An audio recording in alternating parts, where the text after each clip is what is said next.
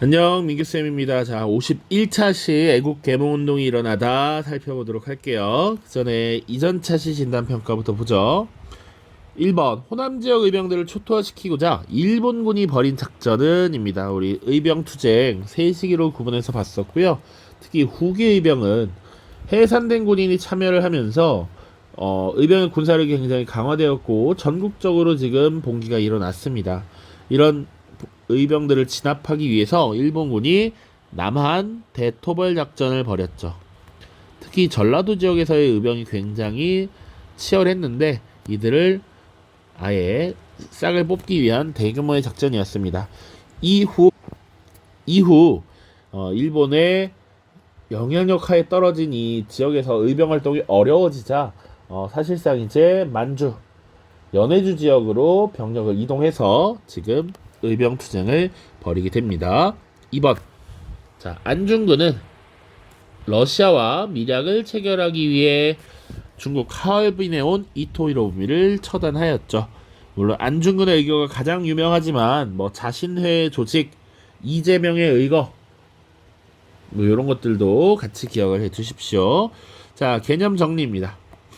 자, 지난 영상에서 봤던 부분이 일제 국권 피탈 과정 1904년부터 1910년까지 일제에 의한 국권 피탈 과정에 대하여 우리가 어떻게 보면 무력으로 지금 투쟁을 하려 했던 것들을 다뤘습니다. 그래서 항일 의병 투쟁 그리고 의열 투쟁 이런 것들을 다뤘다면 우리가 나름 이제 실력을 길러서 국권을 수호하자라고 했던 것이 바로 애국 계몽 운동입니다. 요 흐름을 하나 또 살펴보는 거야. 각종 단체를 수립시켜서 여러 교육, 계몽, 산업진흥 이런 활동들을 주도를 하게 됩니다. 애국 계몽 운동입니다. 자, 애국 계몽 운동이 무엇인가? 말 뜻 그대로 보자면 나라를 사랑하는 마음에서 꿈에서 깨어나자라는 거야. 우리 나라를 사랑하기 위해서는, 나라를 지키기 위해서는 우리가 실력을 기르고 꿈에서 깨어나야 된다라는 의미죠.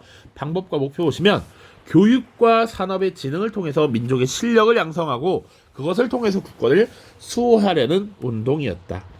이를 주도했던 것은 독립협회 계열의 지식인들이 중심이 되었는데 이들은 사회 진화론이라고 하는 것을 수용을 했습니다.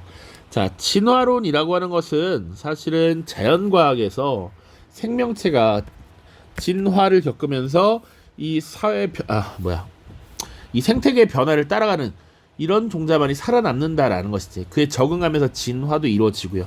이것을 그대로 사회에 적용했던 것이 스펜서라고 하는 학자인데 이 사회 변화에 적응하고 살아남는 자만이 결국은 살아남는 것이고 그에 걸맞게 진화를 하게 되는 것이야.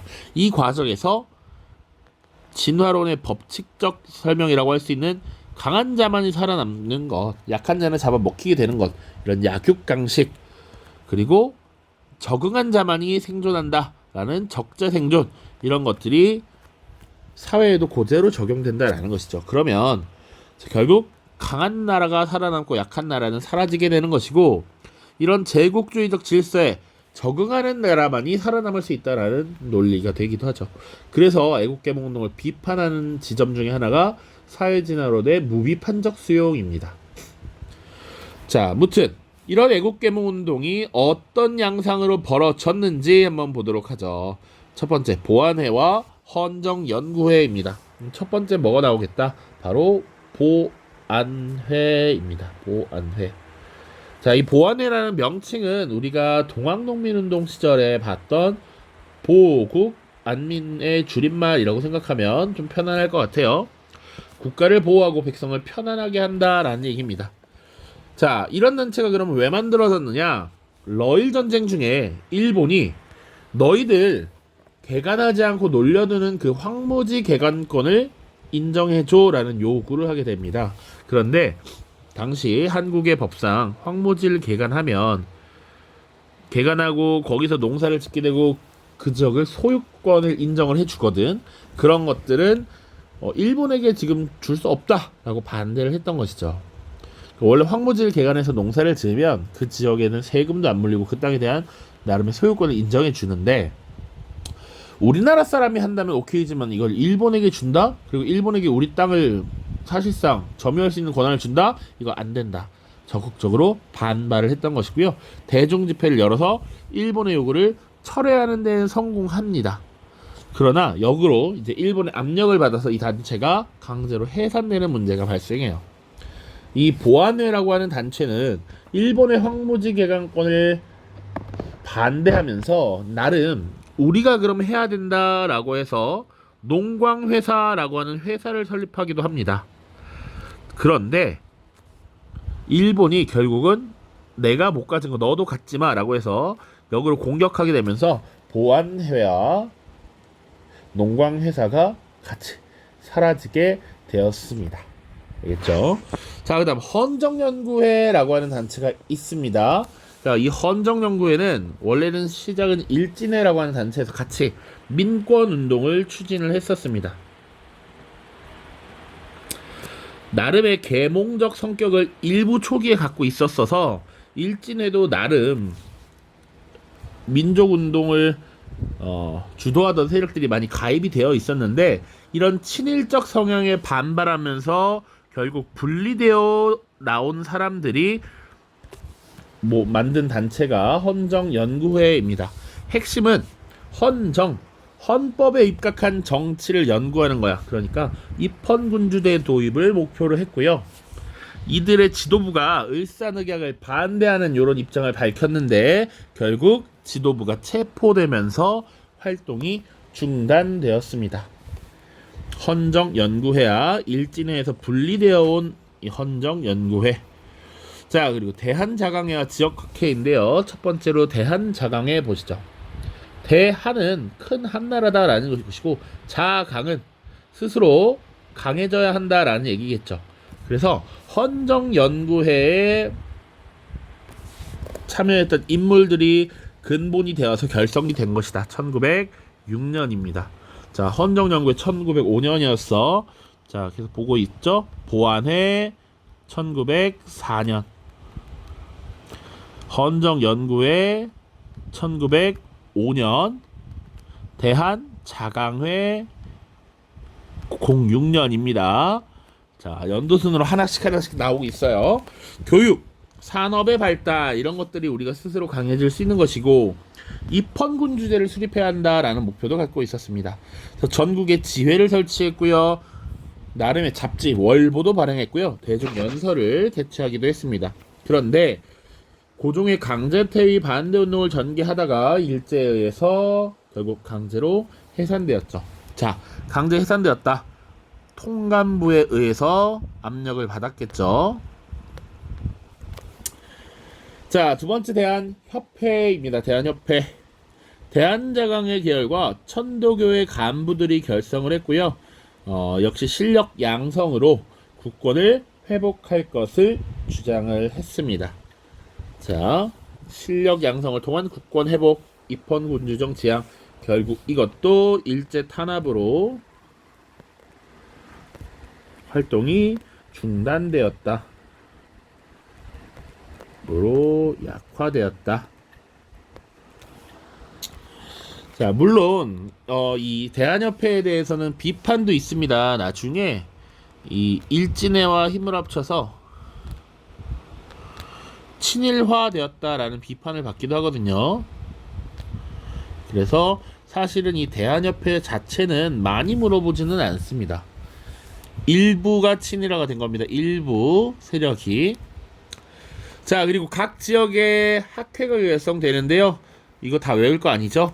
자, 핵심은 신교육 보급을 위한 사립학교 설립을 주도했던 학회들이 많이 등장했다. 그 정도만 알고 계시면 되겠습니다.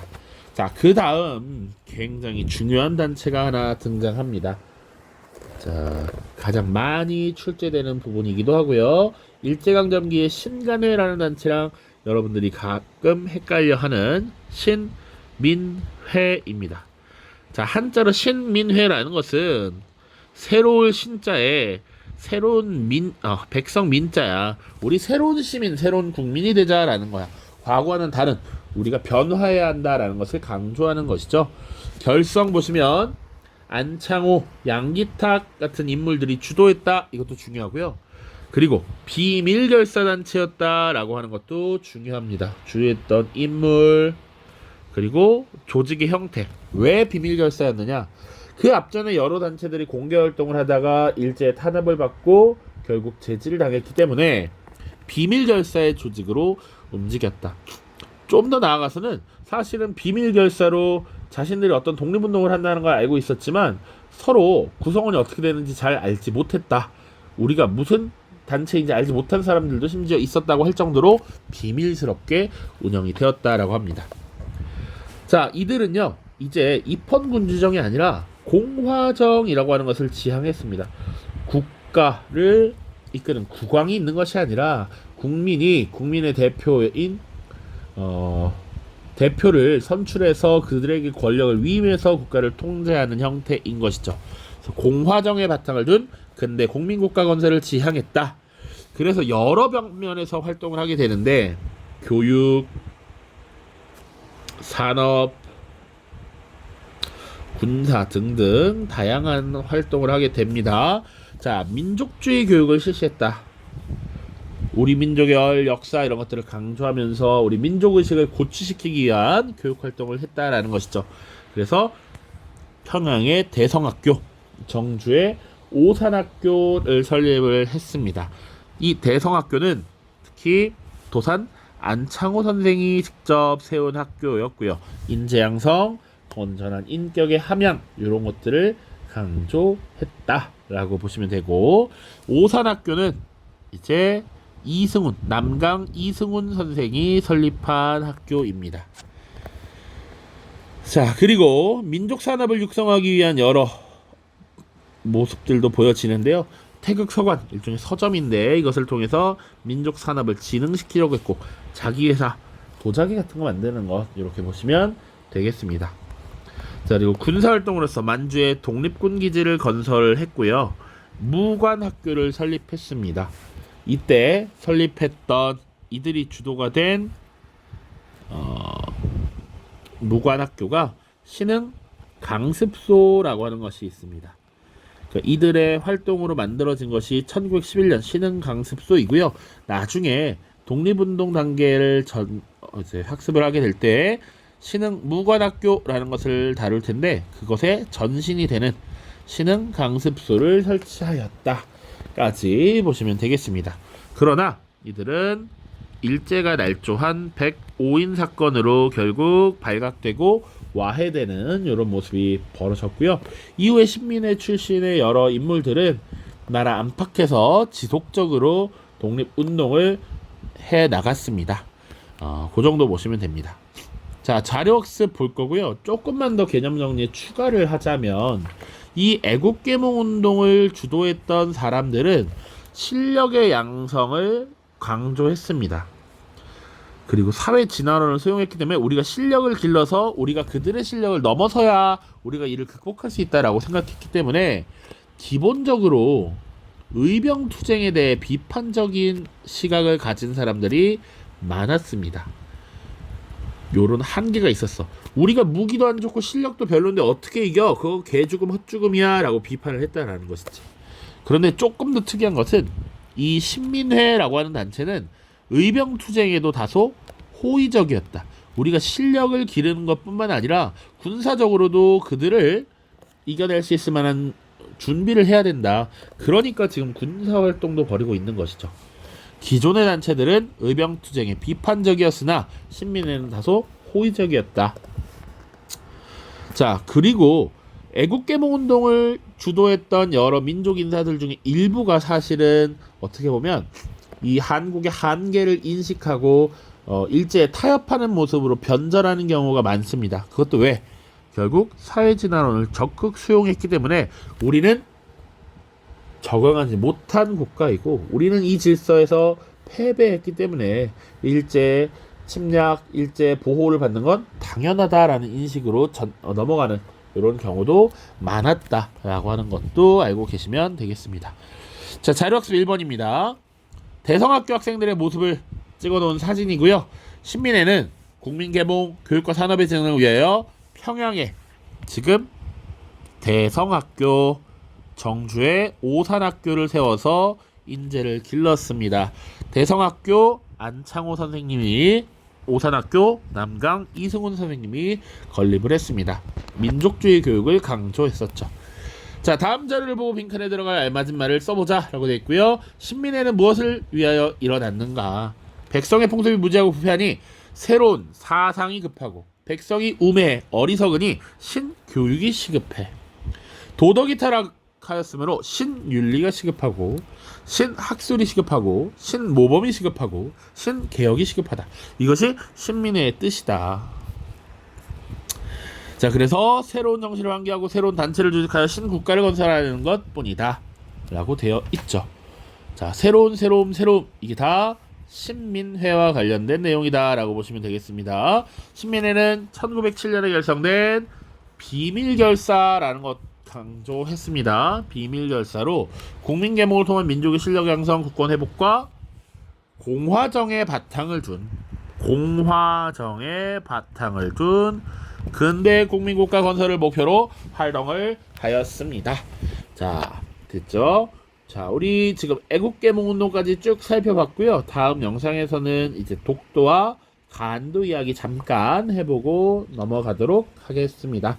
자, 고생 많았습니다. 안녕.